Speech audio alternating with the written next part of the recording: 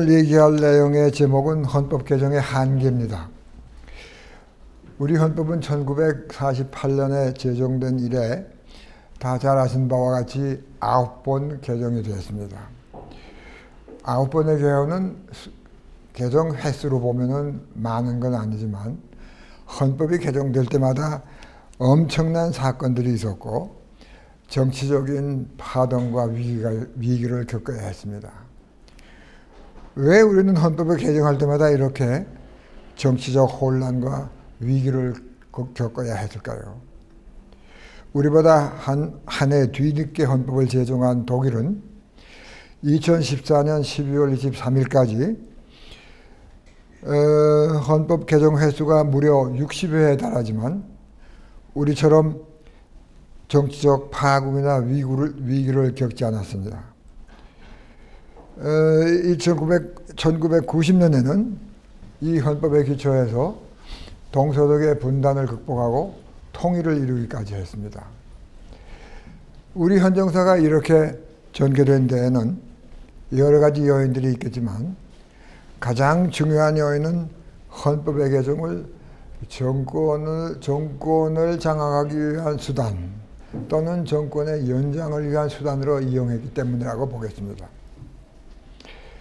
제4차 헌법 개정을 제외한 모든 헌법 개정은 집권을 위한 또는 집권의 연장을 위한 헌법 개정이었습니다. 그런데 1987년 제9차 헌법 개정 이후에는 왜 대통령의 임기를 연장하는 개헌을 통해 집권을 연장하려는 시도가 행해지지 않고 있을까요? 이러한 헌법 개정의 악순환의 종지부를 찍은 것은 11.6 사태 후 1980년 제8차 헌법 개정에서 제128조 제2항 즉 대통령의 임기 연장 또는 중임 변경을 위한 헌법 개정은 그 헌법 개정 제안 당시의 대통령에 대하여는 효력이 없다라는 규정을 채택하기 때문입니다. 아마도 이 규정이 없다면 우리 정치권의 행태로 봐서 지금까지도 대통령의 임기 연장 개헌을 통해 집권 연장을 시도했을는지 모르겠습니다. 이 규정이 제8차 헌법 개정에서 채택된 경위를 아시는 분들은 다 알고 계시겠지만 간단히 살펴보면 1979년 11.6 사태 이후에 이른바 서울이 봄을 맞아 한동안 활발하게 개헌 논의가 있었고 이 개헌 논의 과정에서 국회의 헌법개정심의특별위원회가 1980년 1월 16일 세종문화회관에서 공청회를 개최했습니다. 이 당시 첫 번째 공술인으로서 제가 대통령의 임기 규정에 저항권을 결부시킬 것을 제안하였습니다. 즉 대통령의 임기를 연장하려고 시도하는 경우에 누구든지 저항권을 행사할 수 있다라고 규정하자고 제안하였습니다. 이 제안은 11.6 사태를 겪은 지 얼마 되지 않은 때인지라 여론의 절대적 지지를 받았고 그 후에 헌법 개정 심의 과정에서 신군부도 이를 배제시킬 수가 없었습니다. 이 저항권 규정을 그대로 헌법에 규정하는 것은 너무나 살벌하니 마찬가지 효과를 갖도록 개정하여서 이처럼 변형된 형태로 채택하게 된 것입니다.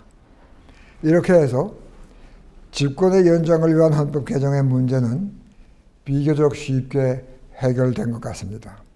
이제 우리나라에서도 임기 연장 개헌을 통해 장기 집권을 시도할 위험은 사라졌다고 생각이 됩니다. 그런데 헌법 개정과 관련하여 또 하나의 문제가 특별한 관심을 갖게 합니다. 헌법 개정의 한계의 문제입니다. 왜 헌법 개정의 한계의 문제가 특별한 관심을 갖게 하는가요? 이런 가정을 한번 해봅시다. 만일 어떤 한 정당이 또는 그와 연대한 세력이 국회 3분의 2 이상의 의석을 확보하게 되면 이를 바탕으로 헌법 개정을 적극적으로 추진할 가능성이 매우 커집니다. 예를 들어 한반도의 평화, 번영, 통일을 위해 북한과의 관계를 획기적으로 개선할 필요가 있다고 하면서 헌법을 개정하려 시도하려는지 모릅니다. 문제는 통일을 위해서는 보다 많은 양보와 희생이 불가피하다고 하면서 자유민주주의가 기능하기 어려울 정도로 무리하게 개헌을 하려는 상황이 전개될 수도 있습니다. 이런 개헌은 도대체 가능한가? 헌법 개정에는 한계가 있는가? 있다면 어디에 그 한계가 있는가의 문제가 제기될 것입니다. 우선 헌법 개정이 한계란 무엇을 말하는지 살펴봅시다. 헌법 개정의 한계란 헌법 규정은 헌법 개정의 절차에 따르기만 하면 어떤 규정이든지 개정될 수 있는가? 아니면 헌법 규정 가운데는 개정의 대상이 될 수 없는 규정이 있는가의 문제가 헌법 개정의 한계의 문제입니다. 예를 들면 헌법 개정을 통해서 군주제를 도입할 수 있는가? 또 개헌을 통해서 모든 선거 제도를 제거해버릴 수가 있는가? 등등의 문제입니다. 만약 모든 헌법 규정이 개정의 대상이 된다고 하면 합법적인 개정의 방법으로 헌법 자체를 제거해버릴 위험이 생길 수가 있습니다. 즉 헌법은 합법성의 방식을 밟아 법치국가적 민주주의에 자살이 행해질 수가 있습니다. 1933년 합법적인 방법에 의한 히틀러의 집권과 바이마르 공화국 헌법의 제거는 그 좋은 예가 됩니다. 물론 헌법은 헌법 개정권자에게 헌법을 개정할 권리만을 주지 헌법을 제거하거나 폐지할 권한을 주지는 않습니다. 그럼에도 불구하고 헌법 개정의 방법으로 헌법을 제거해버릴 위험은 제거되지 않습니다. 이러한 위험을 방지하고 헌법의 적으로부터 보호하기 위한 방법으로 헌법 개정의 한계를 실정법적으로 규정해 놓을 수가 있습니다.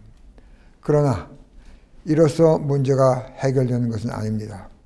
왜냐하면 헌법 개정권자가 우선 이 개정의 한계 규정부터 개정하고 나면 나머지 모든 규정, 즉 개정의 대상이 될 수 없었던 헌법 규정도 다 개정할 수 있기 때문입니다. 헌법 개정의 한계의 문제는 실정법적 한계 규정으로 쉽게 해결되지 않는 문제입니다. 이 문제는 결국 헌법 이론적 도움 없이는 해결될 수 없는 문제입니다. 즉, 이 문제는 우선 이론적인 문제이며 이 이론적 한계의 테두리 내에서 실정법적 한계는 의미를 가질 수가 있습니다. 그런데 이론적으로 헌법 개정의 한계의 문제는 국가의 개념, 헌거의 개념 등과 같은 헌법의 기본적인 문제들을 어떻게 이해하는가에 따라 다르게 이해됩니다. 무엇보다도 국가나 헌법을 어떤 관점에서 보느냐에 따라 헌법 개정의 한계에 대하여 한계 부정설과 한계 긍정설이 갈립니다. 먼저 헌법 개정의 한계 부정설부터 살펴봅시다. 국가를 하나의 법인체로 보는 법실증주의자들은 헌법 개정의 한계를 부인합니다. 부인하는 논거를 보면 이들에 따르면 기본적으로 헌법이나 법률은 모두 마찬가지로 국가의 의사행위, 빌리언스 악트 스타테스, 국가의 의사는 변할 수 있기 때문에 헌법이나 법률은 모두 변경될 수가 있다는 것입니다. 헌법은 개정 방법에 있어서 법률보다 어렵다는 차이가 있을 뿐 개정될 수 없는 내용은 없다는 것입니다. 이들이 한계를 부정하는 구체적인 논거는 이 밖에도 여러 가지가 있습니다. 이들이 개정의 한계를 부정하는 이유 중 하나는 우선 헌법의 변천을 인정할 수 없기 때문입니다.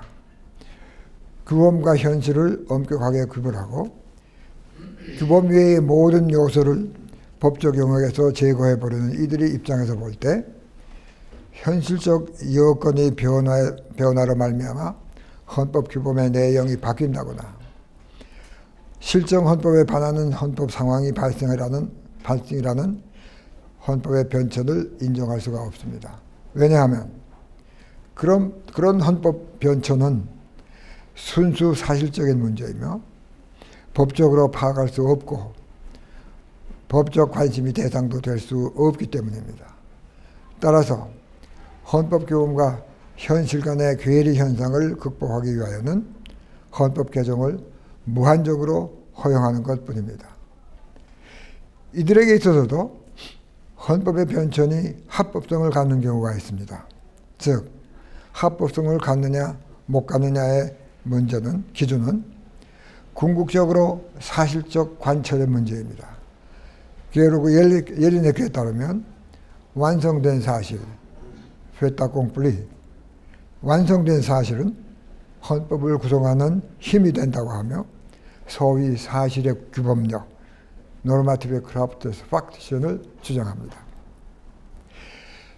개정의 한계를 부정하는 또 다른 논거로 법실증주의자들은 실정화된 법조문만을 법으로 보고 그 의미나 가치 평가 같은 것은 법 외적인 것으로 보기 때문에 즉 실정화된 법은 선, 악, 옳고 그름과 같은 가치 평가와 상관없이 모두 동일한 법으로 보기 때문에 헌법 개정의 한계를 부인하는 것은 당연합니다.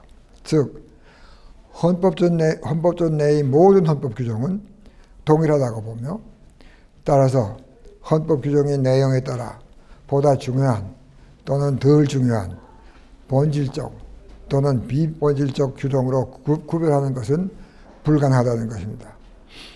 그러한 차이를 인정하는 법적 근거를 발견할 수 없고 그러한 차이를 구별할 객관적 기준도 정할 수 없다는 것입니다. 모든 헌법 규정은 동일하며 따라서 개정의 대상이 될 수 없는 특별히 중요한 규정이란 있을 수 없다는 것입니다. 즉 모든 헌법 규정은 그 내용이나 정치적 의의와 상관없이 개정의 절차에 따라 개정될 수 있다는 것입니다. 그러나 모든 헌법 규정은 정말로 모두 동등한가요? 실정 헌법 규정 중에는 보다 우월한 규정이 분명히 존재합니다. 하나의 예를 들어봅시다.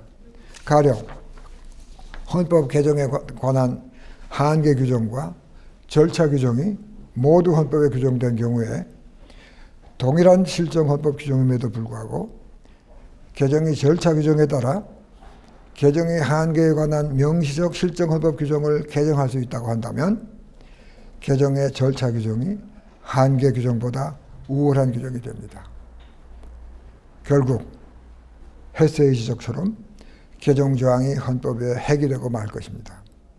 즉 실정 헌법 규정 간에는 내용적 차이가 존재한다는 것을 보여줍니다. 이 밖에 자연법을 헌법 개정의 한계로 보는 데 대해 법실증주의자들은 자연법 자체를 배척합니다. 한계 부정설의 문제점으로는 위에서 이미 지적한 바와 같이 합법적인 헌법 개정의 방법으로 헌법 자체를 제거해버릴 수 있다는 위험이 생긴다는 것입니다. 다음으로 헌법 개정의 한계 긍정설을 봅시다. 헌법 개정에는 일정한 한계가 있다는 한계 긍정설이 오늘날 지배적입니다. 그런데 한계를 긍정하는 논거는 구체적으로 다양합니다. 아래에서는 우선 결단주의적 관점과 통합론적 관점에서 한계 긍정설을 통합적 관점에서의 한계 긍정설을 고찰하고 구체적 한계를 살펴보기로 하겠습니다. 결단주의적 관점에서는 헌법 개정의 한계를 인정합니다. 결단주의자인 칼 슈미트에 따르면 정치적으로 실존하는 힘과 권위에 의하여 내려지는 결단은 헌법을 형성하고 이 형성된 헌법의 규범화가 헌법유를 이룬다고 합니다. 이러한 결단을 내릴 수 있는 헌법 제정 권력은 조직하는 권력, 부와 공스티튜어로서 이 권력에 의해 조직된 권력, 부와 공스티튜어와는 구별된다는 것입니다. 따라서 이 헌법 제정 권력에 의해 내려진 결단으로서의 헌법은 이 결단에 근거해서 규범화된 헌법률과는 질적으로 다르다는 것입니다.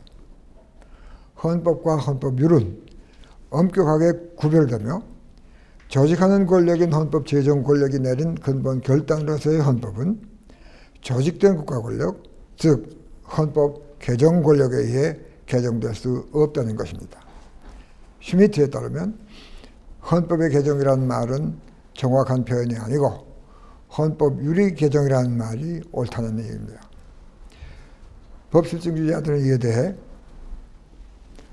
헌법 제정 권력 자체를 법 외적 현상으로 보고 이를 인정하지 않습니다. 안슈트에 따르면 입법권과 구별되고 이에 우월하는 특별한 헌법 제정 권력의 사상은 독일 국법과는 아무런 상관이 없다라고 말합니다. 결단주의적 긍정설의 문제점을 간단히 살펴봅시다. 헌법 제정 권력과 헌법 개정 권력의 구별은 그럴듯해 보입니다. 이러한 구별을 전제로 하는 경우 헌법 개정의 한계에 대한 설명이 이론적으로 가능합니다. 그러나 오늘날 민주국가에서 헌법 제정의 주체는 국민입니다. 헌법을 제정한 국민이 헌법을 개정하는 경우, 더욱이 헌법을 제정한 절차와 마찬가지 절차에 따라 헌법을 개정하는 경우 왜 개정할 수 없는 한계가 있는가를 설명하기 어렵습니다. 가령 국민이 국민투표로 제정한 헌법을 또다시 국민투표로 개정한다면 왜 한계가 있느냐의 문제를 설명할 수가 없습니다. 또한 다 같이 국민투표를 실시하는 경우 헌법 제정 권력과 헌법 개정 권력 간에는 어떤 차이가 있는지도 의심스럽습니다. 이런 문제점에도 불구하고 슈미트가 헌법 개정의 한계 자체를 인정하였다는 것은 그의 큰 공로입니다. 헌법 통합론과 한계 긍정설을 살펴봅시다. 통합론을 창시한 스멘트는 국가를 통합과정으로 보고 통합과정의 법질서를 헌법이라고 합니다. 이 통합과정은 끊임없이 새롭게 형성되기 때문에 이를 규율하려고 하는 헌법도 동태적이고 유동적인 현실적인 능력을 필요로 합니다. 그렇기 때문에 스멘트는 헌법의 변화성이라는 말을 사용합니다. 헌법이 변화성이라는 말 가운데는 헌법의 변천은 말할 것도 없고 헌법의 개정도 당연히 포함됩니다. 스멘트 스스로는 헌법이 변화성에 관하여만 이야기를 하였을 뿐이고 헌법의 변천과 개정, 헌법 개정의 한계에 관하여는 아무런 말도 하지 않았습니다. 스멘트의 제자들 간에는 이 문제에 관해서 견해의 차이를 나타냅니다. 먼저 스멘트의 제자인 수다울리는 헌법의 변천을 무한정으로 인정하는 것이 스멘트의 통합론을 가장 잘 대변한다고 보았습니다. 그러나 헌법의 변천을 무한정으로 인정함으로써 헌법 개정의 필요성을 배제하는 것은 사실상 관철된 현실이 궁극적으로 헌법의 내용이 된다는 결과에 도달하게 됩니다. 이는 본의와는 달리 스멘트 헌법학이 매우 단호하게 반대하는 라반트, 옐렉 등 법실증주의자들의 학설, 즉 완성된 사실, 회딱 옹플리 이론과 유사한 결론에 이르게 됩니다.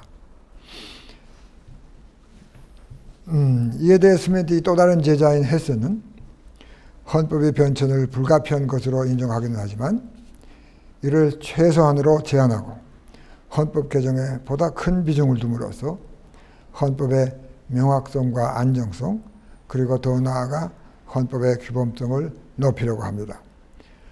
헤세의 제자인 피에터 헤벌레는 헌법 변천의 문제를 헌법 해석의 문제로 보고 그 개념조차 배척하면서 헌법의 개정을 헌법의 시대 적응적 필요성 내지 헌법 정책적 명령으로 봅니다. 헤세와 헤벌레는 헌법이 개정에 보다 큰 비중을 두면서도 헌법이 개정에는 한계가 있다는 것을 인정합니다. 즉 헤세는 역사적 변천 속에서의 지속성 유지를 또한 헌법의 동일성과 공동체의 법적 기본 질서의 계속성을 개정의 한계로 봅니다. 헤벌레도 헌법의 기본적 동일성과 계속성을 개정의 한계로 봅니다. 그러면 헌법 개정에는 구체적으로 어떤 한계가 있는가를 살펴봅시다. 학자에 따라 헌법 개정의 한계에 관하여 구체적으로 다양한 형태의 한계를 제시합니다. 이들을 유형별로 나누어 보면 대체로 헌법 내재적, 헌법 외적, 그리고 실정법적 한계로 나뉠 수가 있습니다. 발타 옐리네크는 자율적, 다율적, 그리고 절대적 한계로 나누기도 합니다. 먼저 헌법 내재적 한계란 헌법 가운데는 개정할 수 없는 일정한 내용이 있다는 것을 말합니다. 헌법이 국가의 법적 기본 질서로서 기능하려면 일정한 내용과 절차를 변경할 수 없는 절대적인 것으로 설정할 때만 가능합니다. 그러한 변경할 수 없는 절대적인 것으로는 헌법의 기본적 동일성과 계속성을 유지시키는 내용들입니다. 그것은 헌법의 실질적 핵, 즉 헌법의 민주적, 법치국가적 질서의 기본 요소들입니다. 무엇이 구체적인 경우 민주적 그리고 법치국가적 질서의 기본 요소인가를 확정하기는 그러나 쉽지가 않습니다. 다음으로 헌법 외적 한계 또는 초헌법적 한계란 헌법 개정이 헌법 외적 요인에 의해 제한되는 것을 말합니다. 이러한 요인으로는 여러 가지를 들 수 있으나 그 중요한 것으로는 우선 자연법적 한계가 있습니다. 즉 자연법에 반하는 헌법 개정은 불가능하며 따라서 그 한계가 된다는 것입니다. 또한 국제법적 한계를 들 수 있습니다. 즉 근본적이고 중요한 국제법 질서를 무시하는 헌법 개정은 오늘날의 국제사회에서 현실적으로 불가능합니다. 특히 국제법의 일반 원칙을 헌법은 국내법으로 전환시키거나 인정할 수는 있으나 이를 만들거나 개정할 수는 없습니다. 이 밖에 경제적, 기술적 조건 또는 지리적 상황도 그 한계가 됩니다. 세 번째로 실정법적 한계는 특정 헌법 규정을 개정하지 못하도록 헌법의 명문으로 규정하는 것을 말합니다. 이러한 개정 금지 규정은 법실정주의적 관점에서 볼 때 이미 지적한 바와 같이 무의미합니다. 왜냐하면 먼저 개정 금지 규정부터 개정하고 나면 다른 모든 규정들을 개정할 수 있기 때문입니다. 그러나 현실적으로 법실정주의자들에게 있어서도 개정 금지 규정을 삭제하는 헌법 개정은 그리 쉽지는 않을 것입니다. 따라서 한계 규정의 실정법적 한계 규정의 의의를 과소평가해서는 안 될 것입니다. 그러면 개정 금지 대상에는 어떤 것들이 있는가를 살펴봅시다. 개정 금지 대상은 각국의 헌법에 따라 다양합니다. 그 중요한 내용을 살펴보면 우선 헌법 내재적 한계의 내용을 명시적으로 규정하는 경우입니다. 특히 이 경우에는 국가 형태에 관한 조항을 개정하지 못하도록 규정하는 예가 많습니다. 헌법 내재적 한계는 명시적 개정 금지 규정이 없어도 개정할 수 없기 때문에 이를 실정법화하는 것은 단지 선언적 의의를 가질 뿐입니다. 연방국가의 경우 연방국가와 관련된 제원칙을 개정 금지 대상으로 합니다. 이 밖에 헌법 개정의 방법을 제한하는 규정을 두는 경우가 있습니다. 가령 독일 기본법은 부분 개정만을 허용하고 있습니다. 또한 헌법 개정의 시기에 제한을 두는 경우도 있습니다. 가령 외국 군대가 부분적 또는 전체적으로 점령하고 있는 상태에서의 개헌 금지 규정을 둔다든가, 예를 들면 1946년의 프랑스 헌법 제94조 또는 비상사태에서의 헌법 규정을 금지하는 규정을 두는 경우도 있습니다. 예를 들면 1931년의 잭슨 헌법 제151조. 이러한 제안들은 공정한 개헌을 기대할 수 없기 때문입니다. 이 밖에 일정한 기간 내에는 개헌을 하지 못하도록 시기를 제한하는 경우도 있을 수가 있습니다. 우리 헌법 개정의 한계를 헌법 내재적, 헌법 외적, 또 실정법적 한계로 나누어서 살펴보면, 먼저 헌법 내재적 한계부터 살펴봅시다. 한국 헌법은 개정의 한계에 관해 명시적으로 규정하고 있지는 않지만 헌법의 기본적 동일성과 계속성을 파괴하는 개정은 허용되지 않습니다. 즉, 헌법 내재적 한계가 있습니다. 이러한 헌법 내재적 한계로는 헌법의 기본 원리와 거기에 속하는 기본적 요소들입니다. 헌법의 기본 원리 중 하나를 완전히 제거하거나 거기에 속하는 기본적 요소를 제거하는 개정은 허용되지 않습니다. 그런데 무엇이 구체적으로 개정할 수 없는 기본적 요소들인가를 획일적으로 확정하기는 쉽지 않습니다. 그 요소의 어느 정도까지 개정까지가 개정의 한계가 되는지를 하기도 쉽지가 않습니다. 이 문제는 구체적인 경우에 비로소 그 한계를 확정할 수 있습니다. 따라서 헌법 개정의 한계를 이루는 모든 내용을 확정하여 열거하기는 어렵습니다. 바로 여기에 헌법 개정의 한계의 어려운 문제가 있습니다. 다음으로 헌법 외적 한계를 봅시다. 자연법론자들의 경우 자연법에 관하여 반하는 헌법 개정은 할 수 없다고 합니다. 자연법이 실정법이 상위에 있다는 것은 사상은 법의 역사만큼이나 오래되었습니다. 그러나 자연법이 현실적으로 헌법의 개정을 막기는 어렵습니다. 물론 개헌을 위한 합의를 형성하는 과정에서 자연법은 중요한 역할을 할 수 있을 것입니다. 그렇다고 하여 자연법이 곧 헌법 개정이 한계가 된다고 말하기는 어렵습니다. 헌법 외적 한계로 국제법적 한계를 들 수 있습니다.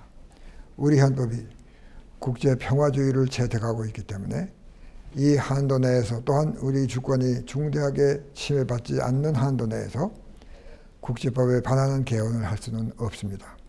끝으로 실정법적 한계를 살펴보면 우리 헌법은 제2차 헌법 개정을 통해 국민주권과 국가 형태에 관한 조항, 그리고 국민투표에 관한 조항에 대하여 개정하지 못하도록 하였습니다.